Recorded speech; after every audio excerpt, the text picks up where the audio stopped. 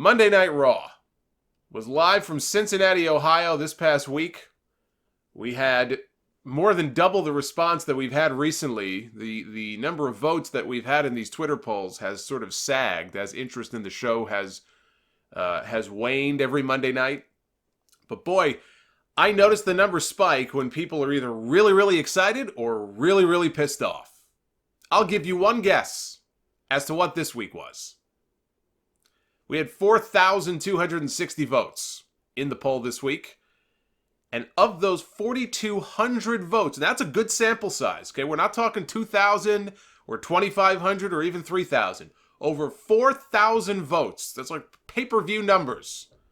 8% thumbs up. 92% thumbs down. That's 92% thumbs straight up your ass in the poll this week. I mean, do I even have to say anything else? Imagine if WWE was a sports team and they had a record of 8-92. You know what would happen to the manager or the coach of a team that went 8-92 on the season? Do you know what would happen? Well, I mean, if James Dolan owned the team, he'd probably give the guy a fucking raise. But if it were anyone else, any other owner, that person would be fired. But that's not how it works here in WWE. The players change all the time, but the coach stays year after year, failure after failure, and nothing ever really changes. The scenery might change. Like I said, the players change all the time. The wallpaper comes down. They put new wallpaper. Things change, but that never does. And sometimes that's all it takes. A new coach with a new vision. Or a new philosophy on who they draft to be on their team, how they use them, how they use those players. Not here in WWE. You know, it was 20 years ago this week that Raw drew the highest rating in the history of the show, the highest Nielsen number in the history of the show. They went unopposed that night. I remember it well. I still have the newspaper clipping.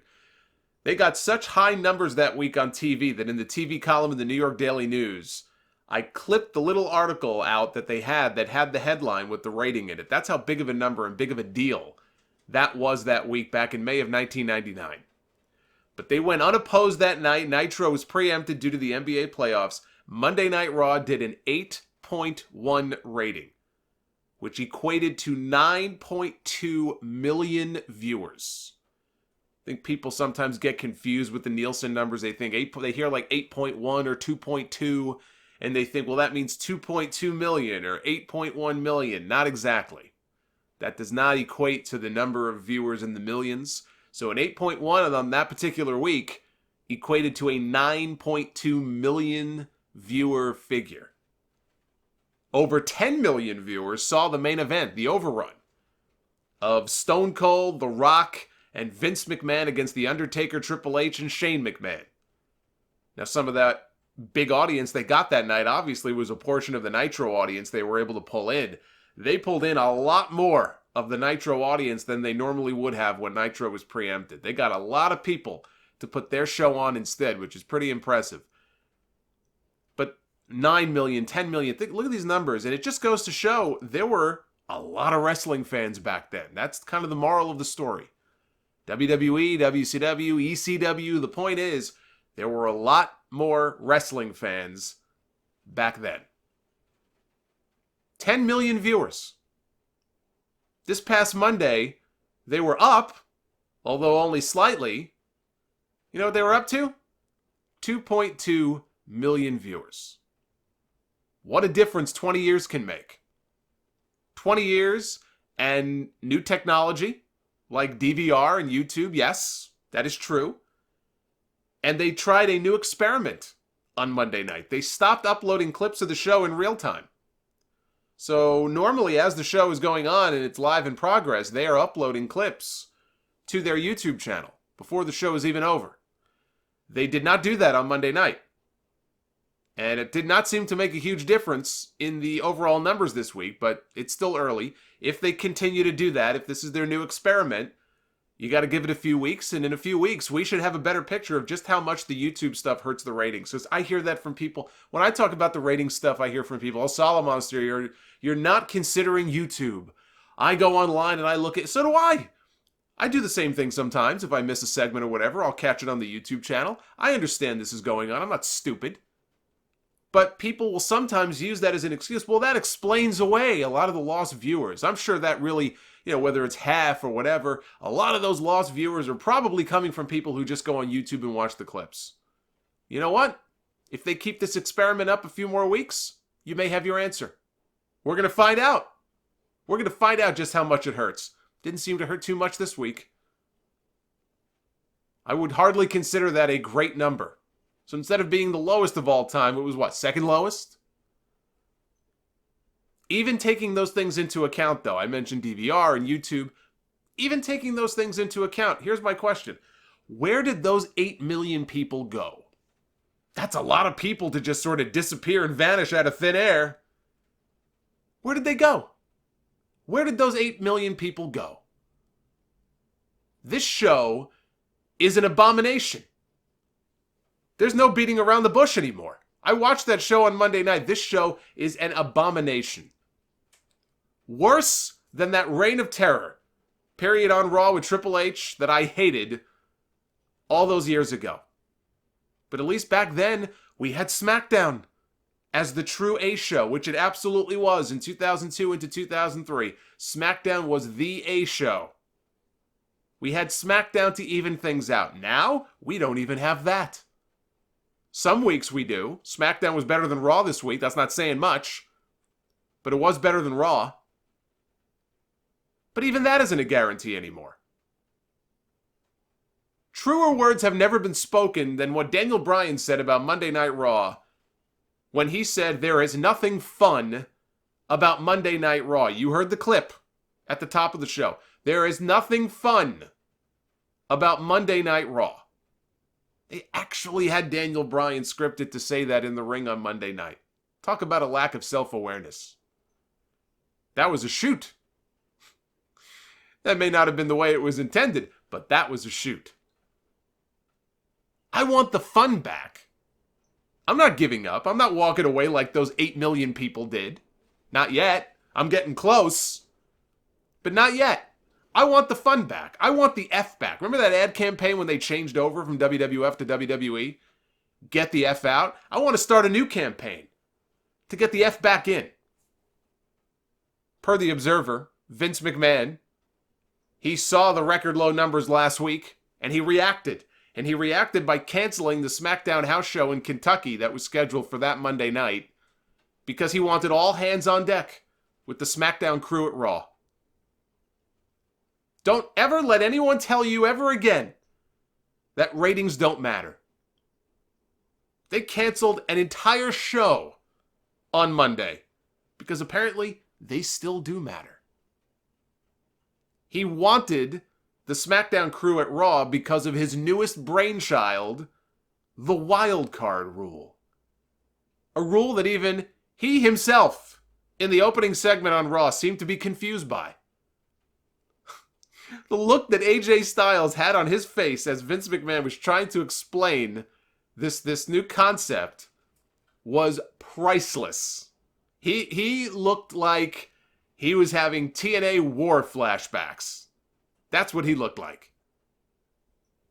And it is sadder and sadder every time I see Vince McMahon out there on TV, tripping over his own words, mumbling things into the microphone.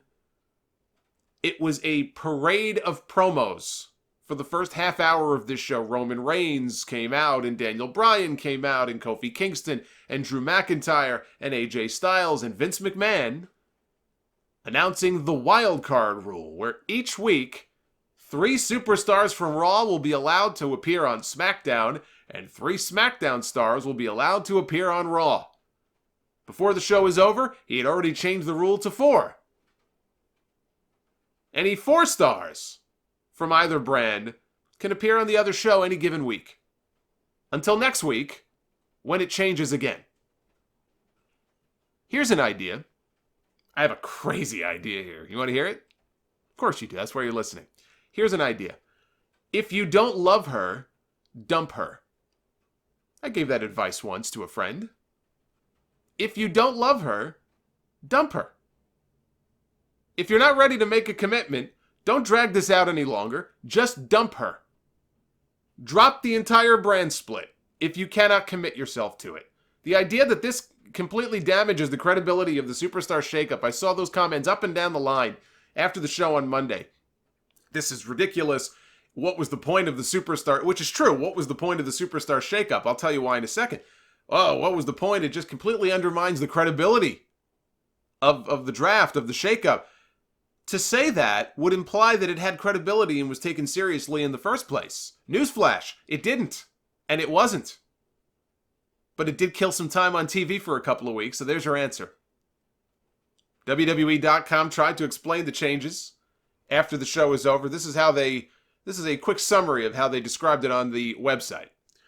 The latest wrinkle in the ongoing Superstar shakeup emerged Monday night on Raw when Mr. McMahon announced a new Wildcard rule in which a limited number of superstars from Raw or SmackDown would be invited to cross brand lines for one-night-only appearances with unauthorized jumps to be penalized by fines or even potential firing. Superstars crossing between Raw and SmackDown Live has, of course, occurred on more...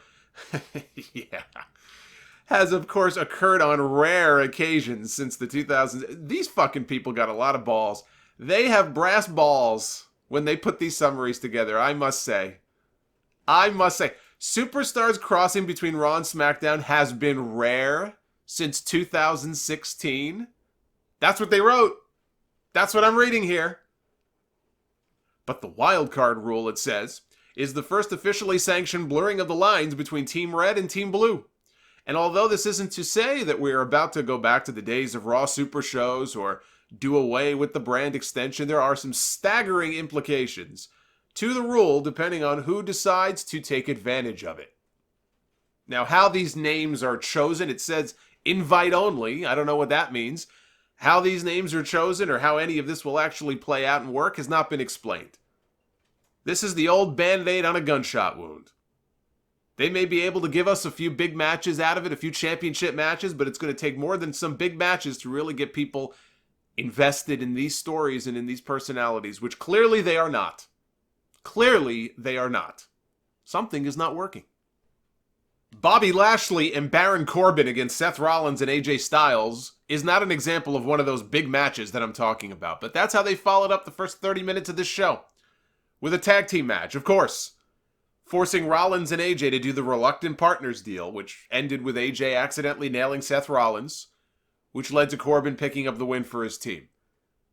And this is another big problem with these shows, because they have so much talent under contract, and because they have so much television time, we have to shove as many people in these matches and in these segments as humanly possible. We end up with tag team matches every week. I mean, this is Teddy Long's dream. I blame him. I blame him for this epidemic. Although I bet if I went back and I sort of looked at things and analyzed things, I'm sure this has been going on long before he came along.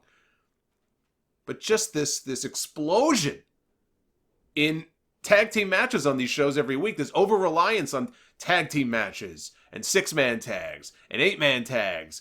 You know, a few tag team matches are fine, but every week with this, and the problem is they mean absolutely nothing.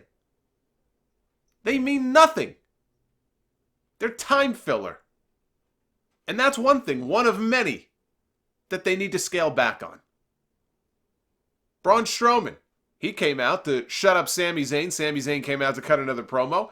Braun couldn't take it anymore. He came out, chased him away, ended up picking him up and putting him in a dumpster in the back of the building. He should have tossed this entire fucking show into that dumpster where it belongs.